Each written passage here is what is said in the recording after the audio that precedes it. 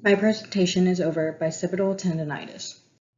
The shoulder is a ball and socket joint made up of the humerus, which is the long bone, the scapula, which is the shoulder blade, the clavicle, which is the collarbone, and the glenoid fossa, which is where the humeral head articulates with the scapula.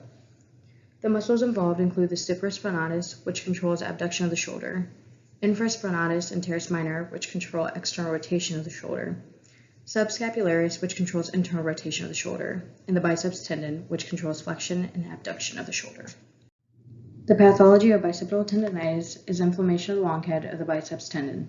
The wear and tearing of the muscle can cause micro tears within the tendon.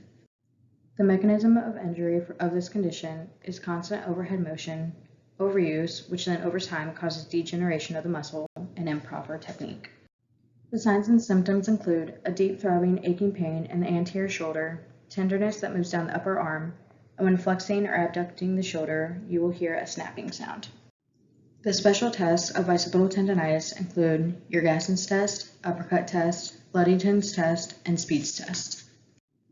Although we learned to perform these tests in class, here are the links created by the physio tutors. The predisposing factors include participating sports such as baseball, softball, swimming, tennis, and golf. In all of these activities, there is repetitive shoulder abduction with external rotation that then may result in impingement of the biceps tendon. The other factors include poor body mechanics, shoulder joint tightness, shoulder joint hypermobility, and weakness in rotator cuff muscles.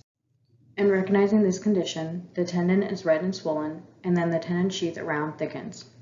In the later stages, the tendon is dark red due to the inflammation. The differential diagnosis includes a tear at the glenoid labrum, rotator cuff tears, glenohumeral instability, and impingement syndrome.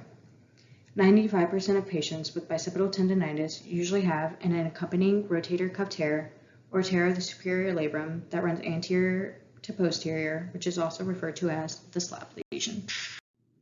The management and treatment include rest, ice, nonsteroidal anti-inflammatory drugs, steroid injections, and then later physical therapy. The surgical route includes an arthroscopy called biceps tenodesis, which will allow the reestablishment of the resting muscle length, and this will avoid scarring and spasms of the muscle. There is usually no immobilization for this condition. You could refer your patient to a physician for MRIs, X-rays, and ultrasound, and for physical therapy, go to a physical therapist, and if surgery is necessary, a surgeon.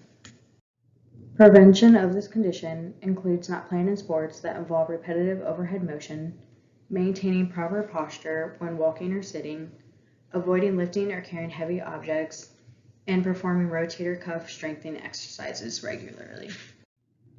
There is no specific Mulligan technique, but there is a mobilization called posterior glenohumeral mobilization that improves internal rotation range of motion, as well as localized blood flow to the shoulder.